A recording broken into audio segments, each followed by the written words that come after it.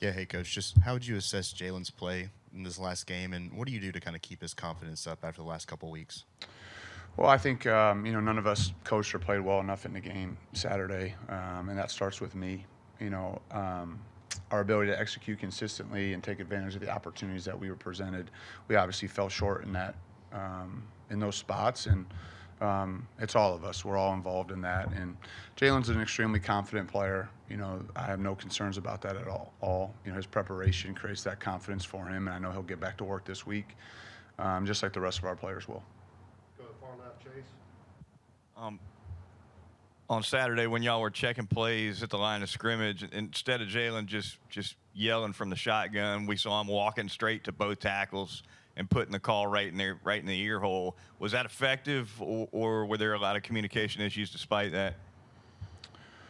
Well, in those environments, you don't really have a choice on how you have to communicate relative to the proximity to one another. You know, you have to get that close to be able to talk. And I would say that we had some communication issues. There's no doubt about it, particularly early in the game. I thought as the game went on, our guys settled down and adjusted to the crowd. But that's something that, you know, moving forward, we'll have to be cleaner and better when we get back into those environments. Second row in the middle. Let's go to Matt. Coming your way, Matt. How much of the run game struggles on Saturday were like y'all sort of self-inflicted, or was it something Tennessee was doing? Well, I mean, I want to give credit to our opponent, you know, on some of the things that they did, but I thought there were some execution issues by all parties, whether it was decision making in read plays, whether it was simple fundamentals or technique. I thought there were some effective runs in the game where guys did a nice job and we were headed up correctly, and the runners did a nice job of running hard and physical, but it wasn't consistent enough, and certainly that starts with me, you know, and our ability to put them in the best positions to be successful and ask them to do the things that they can do well. And there's lots of those things, and we just got to make sure that we tighten that up and do better, you know, because I do think this is a group that can run the ball effectively, and we got to make sure that we improve in that area and give them enough shots at it to show what they're capable of. And so we're looking at that first as a staff, and then certainly, you know, identifying the things that we need to improve on, you know, because that's an area where I think we can do a lot better than what we've done. And I know we have the players to do it. I know we have the scheme to do it. I know we have the staff to do it. And so that certainly will be a point of emphasis for us this week for sure. Second row on the left, Katie. The defense forced 3 turnovers on Saturday, and then y'all weren't able to score after any of them. Just kind of what was maybe the teaching point of that, of being able to take advantage of those opportunities the defense sets up for you? Just that, you know, that you have to take advantage of those opportunities in those games against the teams that you're playing against, you know, and credit our defense for doing that. And to this point, you know, in the games where we've played the best collectively as a team, we've done that. You know, our defense has created turnovers, and we've been able to, you know, put points on the board off of those. And unfortunately for us this past week, we didn't do that. And that was disappointing because I certainly felt like there were opportunities in the game for us to capitalize on those, and we didn't do it. And so, you know, it goes back to execution, you know, the calls that you make. You know, obviously, you know, you always reflect on that and what you could have done different. But certainly that was a factor in the game, and that was disappointing. We weren't able to capitalize in those moments. Right next to Katie, Tony. We talk about the struggles and the inconsistencies in the running game. How much does that influence your play calling when you get in the red zone in the shorter field? I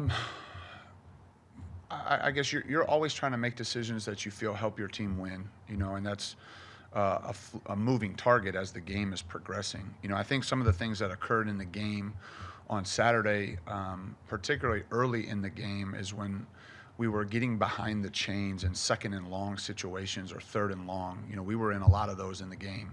That makes it harder to, you know, be committed to running the ball when you're at second and long situations. And so, you know, you're just always trying to identify what's going on in the game. You know, how are our players seeing it? What is the opponent trying to do, and how can we best attack them based on what the situation that, you know, occurs. But certainly controlling the line of scrimmage and running the football, you know, particularly when you're on the road, is important. And, you know, like I said, we have the players to do it, and we have the staff to do it, and we have the schemes to do it. And so that'll certainly be an emphasis for us moving forward. Staying on the left side, front row, Colin. Hey, Nick. After the game Saturday, it seemed like Jalen Milroe, you know, consistently, he's like took responsibility for the offensive struggles just over and over.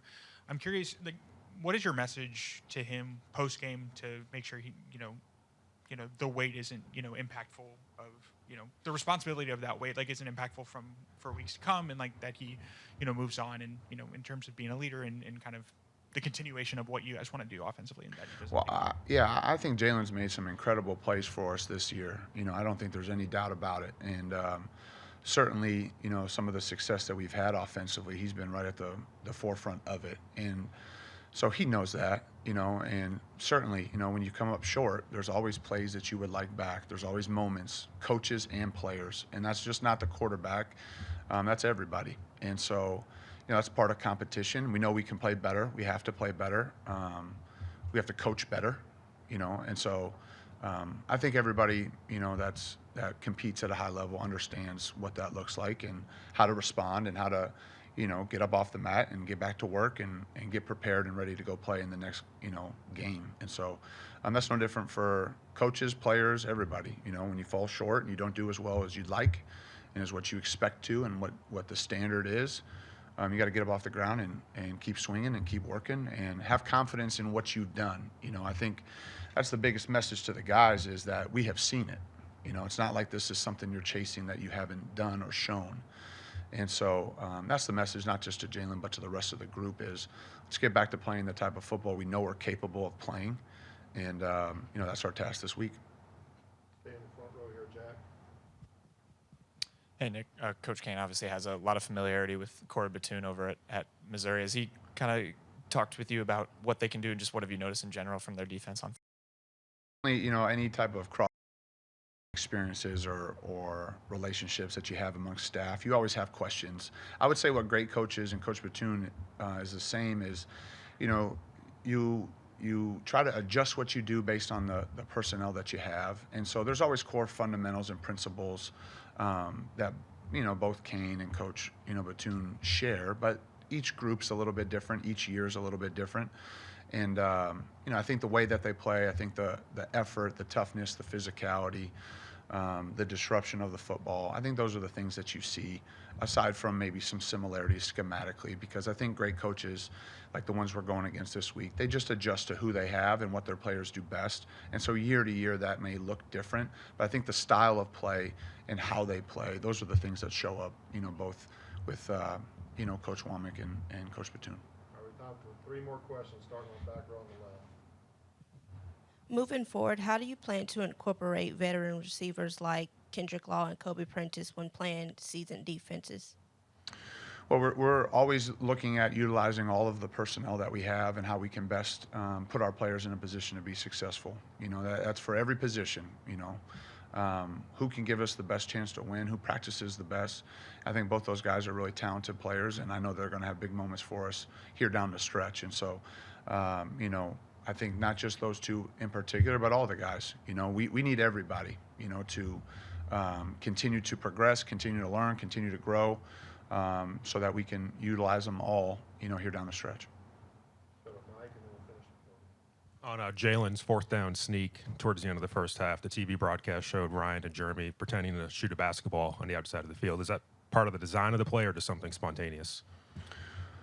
Yeah, you're talking about the quarterback sneak. Yeah, there's nothing on the field that we're not coaching. So that's how I answer that. All right, we'll finish up with Cody. Second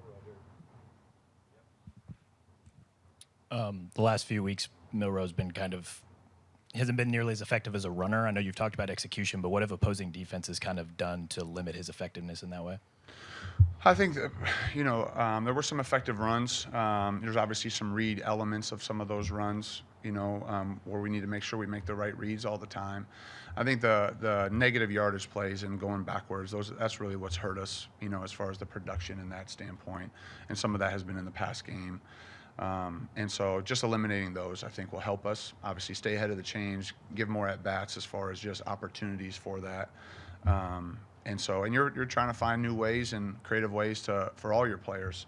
Obviously you get this far into the season, there's certain things that you have tendencies on, there's certain schemes or sets that you've run plays at before, and you're trying to counter that with other types of schemes. So, I think we got to eliminate the negative plays. We got to that would be the biggest thing that I would say is, when we have negative yardage plays, it's hard for anybody to overcome that. And so that certainly skews some of the stats that way. And that's what we'll be focusing on.